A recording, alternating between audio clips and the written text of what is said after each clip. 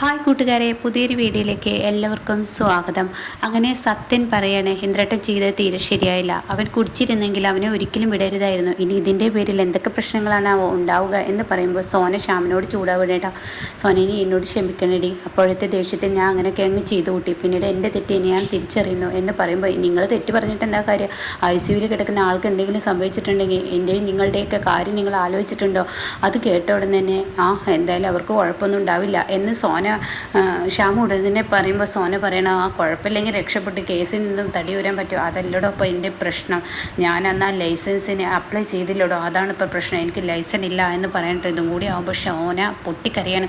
ഈശ്വര, എന്തൊരു വിധിയാണ്. അപ്പോഴാണ് ഇന്ദ്രൻ കയറി വരുന്നത് കേട്ടോ. അപ്പോൾ ഇന്ദ്രനെ കാണുന്ന സോന അങ്ങ് ദേഷ്യപ്പെടുകയാണ്. ഇന്ദ്രട്ടെ എന്തിനാ തനിയെ വിട്ടത് എന്ന് പറയുമ്പോൾ സോന, ഞാനൊന്ന് പറയട്ടെ, നിങ്ങളൊന്നും മിണ്ടാതിരിക്കുമെന്ന് പറയുന്നുണ്ട് കേട്ടോ. അപ്പോൾ ഈ സമയം എന്തായാലും എനിക്ക് ഇന്ദ്രട്ടനെ കുറ്റപ്പെടുത്തിയാണ് രക്ഷയുള്ളൂ. അല്ലാതെയും കണ്ടിട്ട് ഇന്ദ്രട്ടനെ കുറ്റപ്പെടുത്തിയാൽ മാത്രമേ ഇന്ദ്രട്ടൻ നമുക്കൊപ്പം നിൽക്കുകയുള്ളൂ. അല്ലാതെ ആരും ഉണ്ടാവില്ല ഇതിൽ നിന്ന് തടിയൂര, ഇതേ പാകമുള്ളൂ എന്നൊക്കെ പറയുന്നുണ്ട് കേട്ടോ. അങ്ങനെ പിന്നീട് കാണിക്കുന്നത് ചിരുവിനെയാണ്. ചിരു സങ്കടപ്പെടുകയാണ്. വിനയൻ്റെ വീട്ടുകാരെ അമ്പിളി അപമാനിച്ചത് ഇങ്ങനെ ആലോചിക്കുമ്പോൾ ഭയങ്കര വിഷമം തോന്നുന്നു കേട്ടോ. അങ്ങനെ ചിരു അവർക്ക് വിളിക്കുകയാണ്. അപ്പോൾ ലംബോദരൻ പറയണത്, ചിരുവിൻ്റെ ഫോണാണല്ലോ, ഞാനൊന്ന് എടുത്ത് നോക്കട്ടെ, ഞാൻ എന്തായാലും സ്പീക്കറിലിടാൻ, എനിക്കും കൂടി കേൾക്കാം എന്ന് ലതികയോട് പറയുന്നുണ്ട്. അത് കേട്ട് അവർ എടുക്കുന്നു കേട്ടോ. അങ്ങനെ ചിരു പറയണ, അമ്മേ, രഘുവേട്ടനും അമ്പിളി ചേച്ചിയോടും അമ്മയോടും അമ്മാവിനോടും വളരെ മോശമായി പെരുമാറി എന്ന് എനിക്ക് മനസ്സിലായി. അത് കേട്ടോടെ തന്നെ, മോളെ, അതിൽ അവരെ കുറ്റം പറയാനൊന്നും പറ്റില്ല. ക്ഷണിക്കപ്പെടാത്തോടത്ത് ചെന്ന് അങ്ങനെ ഉണ്ടാവും. അവരെ പറഞ്ഞിട്ടും കാര്യമില്ല.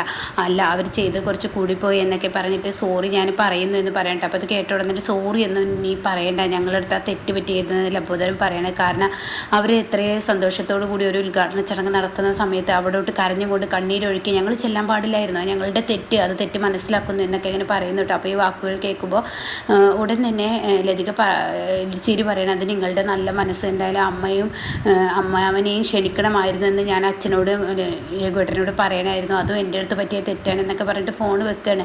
അല്ല മോളെ, ഇനി ഇവിടെ നിന്ന് പോകുന്നുണ്ട്? ഇല്ല അമ്മേ, ഇനി എനിക്ക് യാത്ര ചെയ്യാൻ പറ്റത്തില്ല, അതുകൊണ്ട് തന്നെ ഞാൻ ഇവിടെ തന്നെ നിൽക്കുക എന്ന് പറയുന്നുണ്ട് കേട്ടോ.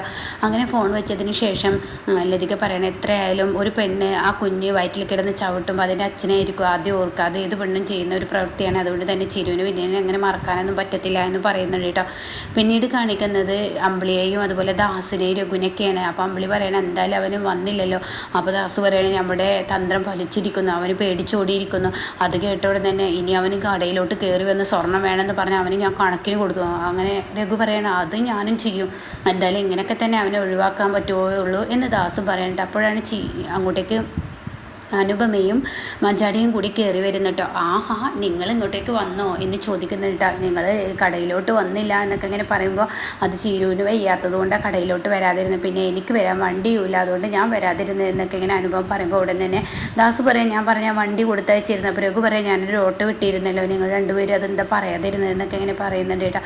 അതൊക്കെ എന്തായാലും ആവട്ടെ, എന്തായാലും നിങ്ങളുടെ ഉദ്ഘാടന ചടങ്ങൊക്കെ നല്ല ഭംഗിയായി നടന്നല്ലോ, അത് തന്നെ വലിയ സന്തോഷമായിരുന്നു അവർ പറയുന്നുണ്ട് കേട്ടോ. പിന്നീട് അവിടെ അമ്പിളി പറയുകയാണെങ്കിൽ, നിങ്ങൾ ഉദ്ഘാടനത്തിന് വന്നില്ലെങ്കിൽ അവിടുത്തെ ഫോട്ടോസൊക്കെ കാണണ്ടേ, നിങ്ങൾ വായോ എന്ന് പറഞ്ഞ് ഫോട്ടോ കാണിക്കാൻ ഒരുങ്ങുമ്പോൾ അവിടെ ചോദിക്കുകയാണ്, അല്ല അച്ഛനെവിടെ ഇല്ലേ, എന്താ ഈ പറയുന്നത്, അച്ഛൻ എവിടെ, എന്ത് സംസാരമാണ് ഇവിടെ? ദാസ് ചോദിക്കുകയാണ്, അണ്ണൻ അങ്ങോട്ടേക്ക് വന്നില്ലേ? ഇല്ല, അച്ഛൻ എത്തിയിട്ടില്ല, ഉദ്ഘാടനം കഴിഞ്ഞിട്ട്.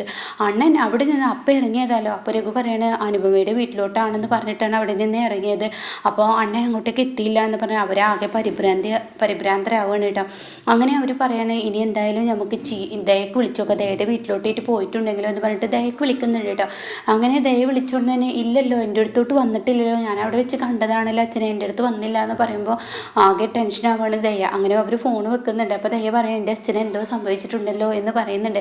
അപ്പോൾ രാമനാഥനും ശബരിയും പറയണേ, ഇങ്ങനെ ടെൻഷൻ അടിക്കാതെ, കുഴപ്പങ്ങളൊന്നും ഉണ്ടാവില്ല, മാഷ് വേറെ എവിടെയെങ്കിലുമൊക്കെ പോയതായിരിക്കും, ഒരുപക്ഷെ ചീരുവിൻ്റെ അടുത്ത് പോയതാണെങ്കിലോ, എന്തായാലും വിവരങ്ങൾ അറിഞ്ഞ് അതുവരെ പോവാതിരിക്കുന്നത് ശരിയല്ല എന്ന് ശബരിയും പറയുന്നുണ്ട് കേട്ടോ. പിന്നീട് ഇവരിത് സംസാരമാവുകയാണ്. ഇനിയിപ്പോൾ അവിടെ നിന്ന് അങ്ങനെയൊക്കെ പ്രശ്നം ഉണ്ടായതുകൊണ്ട് ഇനിയിപ്പോൾ ചീരുവച്ചിട്ട് വീട്ടിലോട്ട് പോയിട്ടുണ്ട് എന്ന് മഞ്ചാടി അനുപമയോട് വന്ന് പറയണം. അപ്പോൾ അനുപമ ഉടൻ തന്നെ ലതികയ്ക്ക് വിളിക്കുകയാണ് കേട്ടോ. ലതികയോട് ചോദിക്കുകയാണ്, അച്ഛനായിട്ട് അങ്ങോട്ട് വന്നിരുന്നോ, അവിടെ ചില പ്രശ്നങ്ങളൊക്കെ ഉണ്ടായി എന്ന് പറഞ്ഞു കേട്ടോ. അപ്പോൾ അച്ഛൻ നിങ്ങളെ സമാധാനിപ്പിക്കാൻ അങ്ങോട്ട് എത്തിയോ എന്ന് ചോദിക്കുമ്പോൾ, ഇല്ലല്ലോ, വന്നില്ലല്ലോ എന്ന് പറയണം കേട്ടോ. അപ്പോൾ ഉടൻ തന്നെ ഇത് കേൾക്കുമ്പോൾ അനുപമക്ക് വലിയ ടെൻഷനാവുകയാണ്. ഈശ്വര, ഇനിയിപ്പോൾ എന്താ ഇവിടെ ഉണ്ടായിരിക്കുന്നതെന്നറിയാതെ ആകെ ടെൻഷൻ അടിക്കുന്നുണ്ട് കേട്ടോ. ഇതേ സമയം ദാസിൻ്റെ ഷ്യാമിൻ്റെ അരികിലോട്ട് ആ ആളുകൾ വരികയാണ്. അതായത് ഐസിയുവിൽ കിടക്കുന്ന അവരുണ്ടല്ലോ, അവർ വരികയാണ്. അതെ, നിങ്ങളുടെ വണ്ടിയാണല്ലേ ഞങ്ങളുടെ അമ്മാവൻ്റെ മേത്ത് തട്ടിയത്, അതേല്ലോ എന്ന് പറയുന്നു. അപ്പോൾ ഇത് കേട്ട ഉടനെ തന്നെ നിങ്ങൾ എന്താ വിചാരിച്ച് വെച്ചിരിക്കുന്നത്? വയസ്സായ ആളുടെ ദേഹത്ത് തട്ടിയിട്ട് കള്ളം കുടിച്ച് വണ്ടി ഓടിക്കാൻ ഇയാൾ നിൽക്കണമായിരുന്നോ? അപ്പോൾ ഷ്യാമു പറയണേ അബദ്ധം സംഭവിച്ചതാണ്. അപ്പോഴേക്കും ഇന്ദ്രൻ പറയണേ നിങ്ങൾ പേടിക്കണ്ട, നിങ്ങൾക്ക് വേണ്ട നഷ്ടപരിഹാരം എന്താ വെച്ചാൽ ഞങ്ങൾ തന്നോളാം, ആൾക്ക് വേണ്ട എന്ത് ട്രീറ്റ്മെൻറ്റ് ചെയ്യാനും ഞങ്ങൾ തയ്യാറാണെന്ന് പറയുന്നുണ്ട് കേട്ടോ. അപ്പോൾ ഇതൊക്കെ കേൾക്കുമ്പോൾ വലിയ സന്തോഷം തന്നെ ഇങ്ങനെ തോന്നുകയാണ് അവർക്ക്. അപ്പോൾ അവർ പറയണേ എന്തായാലും ട്രീറ്റ്മെൻറ്റ് നിങ്ങൾ തരാമെന്ന് പറഞ്ഞ സ്ഥിതിക്ക് ഐസിയിൽ കിടക്കുന്നതിൻ്റെ ആദ്യം വലിയ പേ ചെയ്യണം, അത് നിങ്ങൾക്ക് അറിയില്ല എന്ന് ചോദിക്കും. അതറിയാം, ഞങ്ങൾ എന്തായാലും പേ ചെയ്തോളാം എന്ന് പറഞ്ഞിട്ട് ആ ഒരു ബില്ലടക്കം അവർ പോകുന്നുണ്ട് കേട്ടോ. ഇതേ സമയം ഡിസ്ചാർജായി വീട്ടിൽ വരികയാണ്. എന്നാൽ സുശീലയാണെങ്കിലും വെറുതെ വിടാൻ തീരുമാനിച്ചിട്ടില്ല. സുശീല ബാക്കിൽ പിറകിൽ കൈയൊക്കെ കെട്ടിയിട്ട് അങ്ങോട്ടും ഇങ്ങോട്ടും ഇങ്ങനെ നടക്കണേ.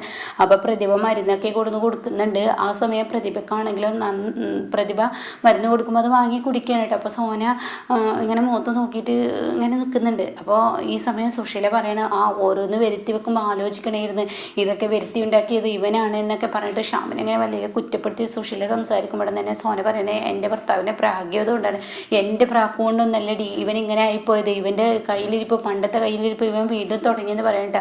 അത് കേൾക്കുന്നതിനോട് കൂടി സത്യം പറയണേ വെറുതെ അമ്മ സംസാരിച്ച് ഇവിടെ സീനുണ്ടാക്കണ്ട. കാരണം ഇന്ദ്രേട്ടൻ കുടിക്കുന്നത് കണ്ടിട്ടല്ലേ ഷ്യാമിനെ ഒറ്റയ്ക്ക് വിട്ടത്.